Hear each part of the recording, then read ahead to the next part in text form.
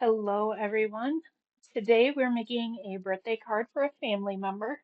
As is my tradition, I make handmade birthday cards for my family, and this year all of my female family members have been getting watercolor flowers.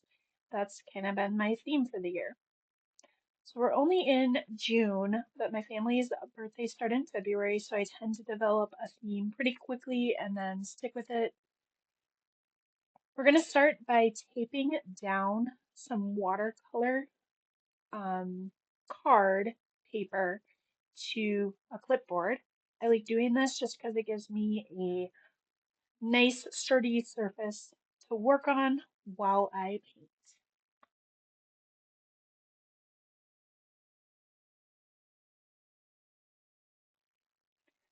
For this birthday card, I am going to be painting a prairie rose, which is the rose is the flower, the birthday flower for the month of June. And I have in the past been trying to just do plain watercolor flowers and have not been completely thrilled with the results. So today I'm going to use a method that I developed on my own. It kind of reminds me a little bit of Victorian era sketching, roughly 1800s sketching. Think Charles Darwin, where you sketch first and then add the watercolor later. It's definitely more my speed when it comes to painting flowers.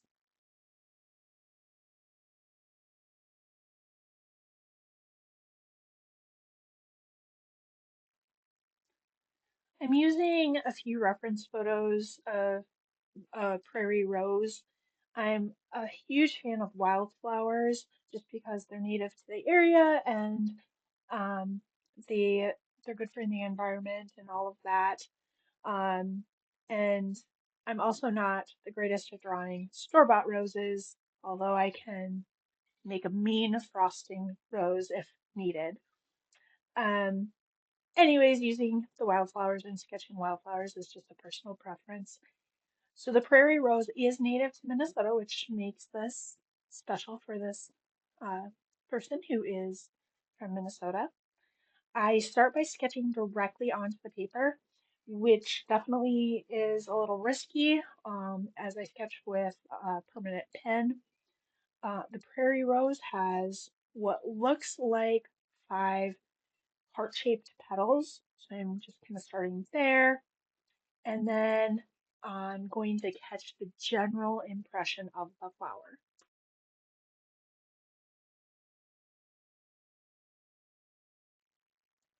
Anyone who knows prairie roses is probably going to recognize it right away, even just from that far in the sketch. If they don't, they'll just think it's a pretty flower, and that's fine too. So I've got my five petals sketched out, which are pretty indicative of this flower. I think the scientific name is Rosa arkansana. The stem, pretty simple, branches off to the side with a little bud that hasn't bloomed yet. The leaves are really pretty.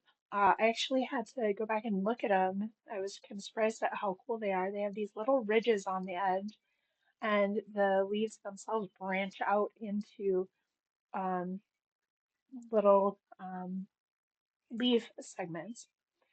So lots of leaves on the lower stem.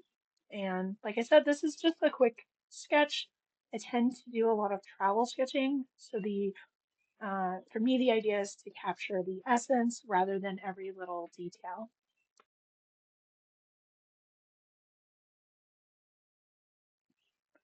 Whenever I do sketches, even portrait sketches, I almost always start with outlines. Not sure why, but that is just something I've picked up over the years for an easy sketch. As I look closer to my reference photos, I can see the center of the flower has this crater-like shape coming out of it, where all the stamen with the pollen is located. That is the stuff that makes people sneeze, and it is definitely what is making my voice a little scratchy as I am recording this video.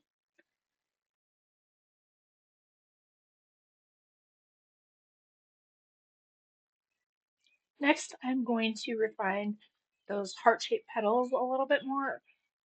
They don't exactly look like hearts in the reference photos, and the goal is to just kind of make them feel a little bit more natural.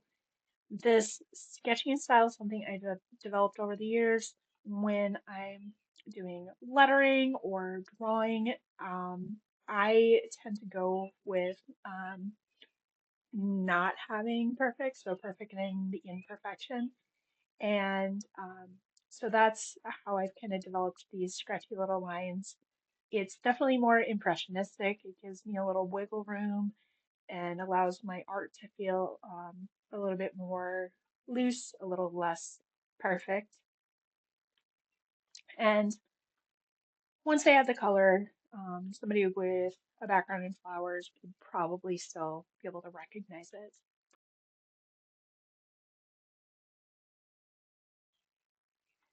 So this is where it's going to get interesting for this particular painting. Instead of using my watercolor palette, I'm going to use watercolor pencils. I have developed the love of watercolor pencils because it is something I can use while I'm traveling, and I can take pictures or I can just sketch what I'm seeing really quickly while I'm out exploring.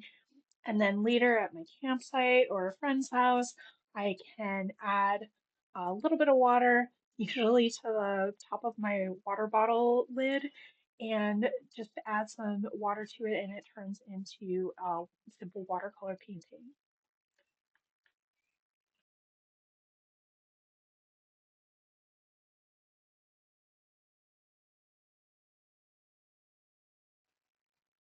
Since this is a wildflower, I do want it sitting in a little bit of grass.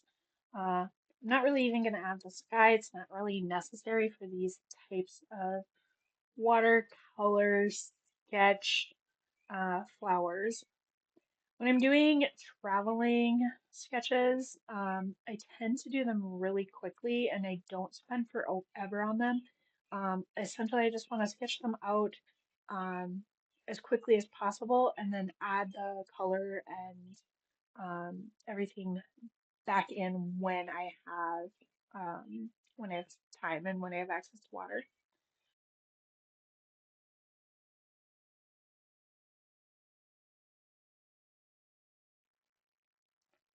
On these flowers, the outside of the petals is much darker than the middle.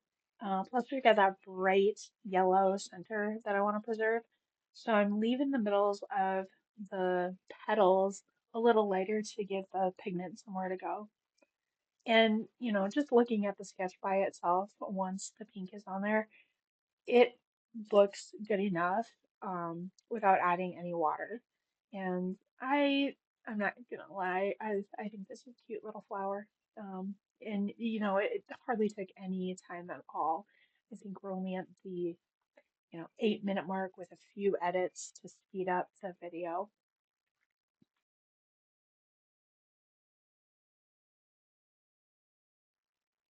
So now we're gonna start adding in the water now that it is sketched. I am starting with the darkest color, which is the brown stem.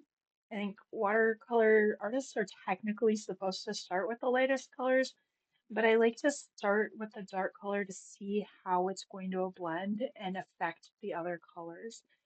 Um, and once I get all the water on here, I really do like how the messy brown looks for the stem. I think it's interesting. I am not an expert biologist. I've taken a few biology classes. It's definitely not one of my strong suits, but one thing that I just find fascinating about this flower is that the stems are brown. I go back in on this part of the painting and I dry off the brush and kind of soak up a little bit of the excess water so that it doesn't blend into the next color too much.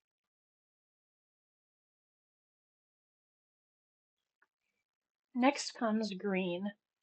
So this is going to take copious amounts of water to get that green grass to kind of spread out on the paper and make the background just a little bit green. So the brown is going to mix into it, and that's okay. I'm just trying to create the atmosphere around the flower. For the leaves themselves, I'm adding just a little color drop to each one and letting it spread just a little bit beyond where I painted it.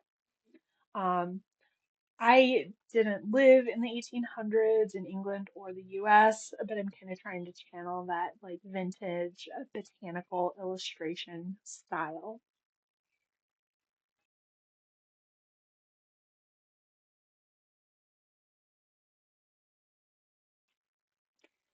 Next, I'm going to add the yellow centers to the flowers just because they do kind of stand out.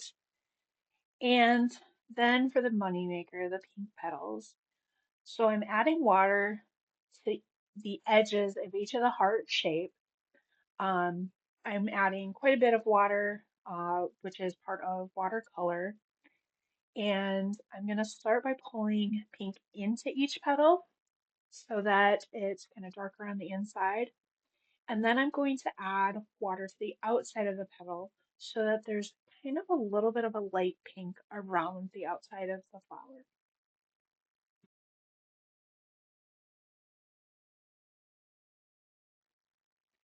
And there we go. We've got a handmade watercolor birthday card featuring a prairie rose. It's still pretty wet, so I'm going to wait for it to dry before I sign it. Remember to like and subscribe if you enjoy watercolor tutorials, handmade birthday cards, flower paintings, and I will see you in the next video. Have a great rest of your day.